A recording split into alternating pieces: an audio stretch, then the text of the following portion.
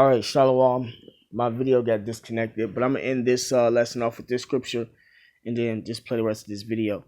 This is Psalms chapter 68, verse 20. It says, He that is our power is the power of salvation, and unto the Most High Yahweh, the Lord, belongeth the issues from death. Right, so with all this death that's going on in the Navajo Nation, it's because of Yahweh Shema Shai, man. So I'm going to play this clip. And all praise to Yahweh Shema Shai, double honors to the elders and apostles that were well, and salutations to the brothers that's doing the truth and sincerity. Shalom. Earlier this month, we took you to an often neglected corner of America, now experiencing the highest rate of deadly infection per capita in the country.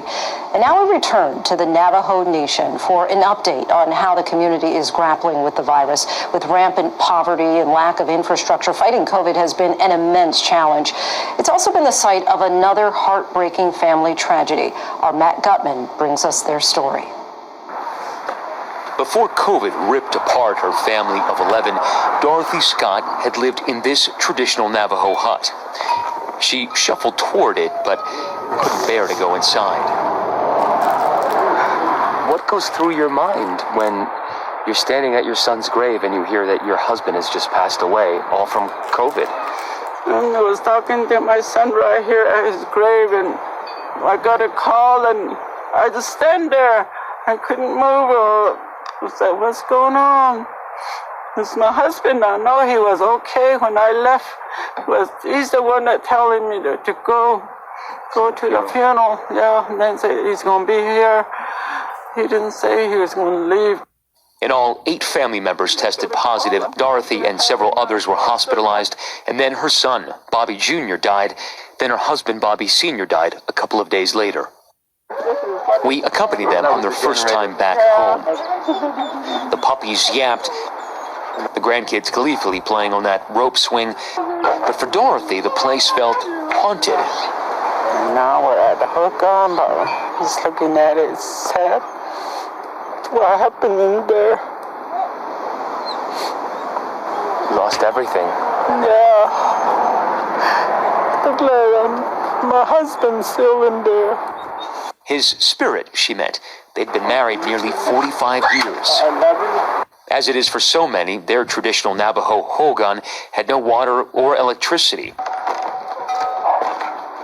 They slept heaped on those couches, and Dorothy's daughter, Darcy, went inside, trying to salvage something. There wasn't much to take. This sprawling Navajo Nation spans parts of Arizona, New Mexico, and Utah. The infection rate here in the Navajo Nation is higher than in New York, and the area's biggest hospital at capacity for weeks now. From what we're hearing, this could be called the epicenter of COVID in the country right now. Yes, you're totally right. We currently have a higher rate per capita than any state in the United States. And those not sick enough for the hospital are sent to 4 motels converted into respiratory clinics here in Gallup, New Mexico. And when those filled up, a gym was converted into a clinic. Good morning, my dear. How are you? Dr. Eileen Ulku has been treating the Scots at this motel for nearly 2 weeks. How have you been feeling? I'm feeling good. Okay. If you had told me 3 weeks ago that I would be starting elderly patients in a room by themselves without family members supporting them on oxygen and keeping them in a motel, closed up in a room, I would never have believed it. But these are the kinds of things that we're doing to try to keep as many people safe and healing and getting better as possible. But there are many families like the Scots here. We do have multi-generational homes here, but you have that throughout the world. There are several benefits for that. It provides social support for the families. One of the biggest benefits, I think, in addition to that, is passing down the cultural knowledge. So unfortunately, in this case, the way that the disease is spreading, it's hindering our ability to isolate individuals so that these incidence and prevalence rates can decrease. One of the things that we've seen is, in some ways, the Navajo culture, and what makes it strong is working against it. These big families living in the same hogan, the same house, it's getting a lot of people infected. Have you seen a lot of that?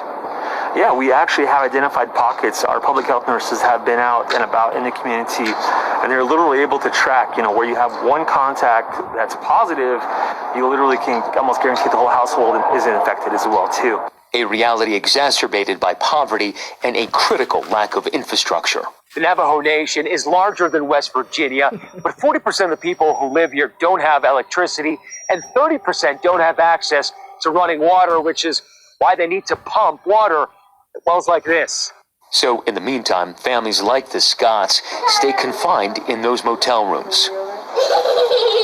When we first met them a day earlier, Dorothy's daughter Darcy had been separated from some of her 4 boys for almost a week. Especially not seeing them, and like I'm really close and with my mom, and I'm always with her, and especially we're going through this, and we have nobody to talk to, and it gets really lonely.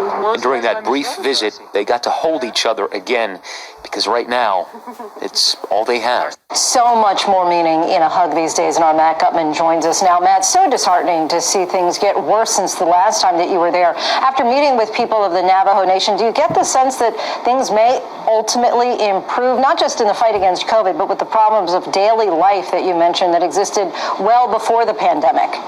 It's been centuries of neglect. The U.S. government hasn't always been the best to the Navajo Nation. There have been many broken promises and treaties, according to the Navajo.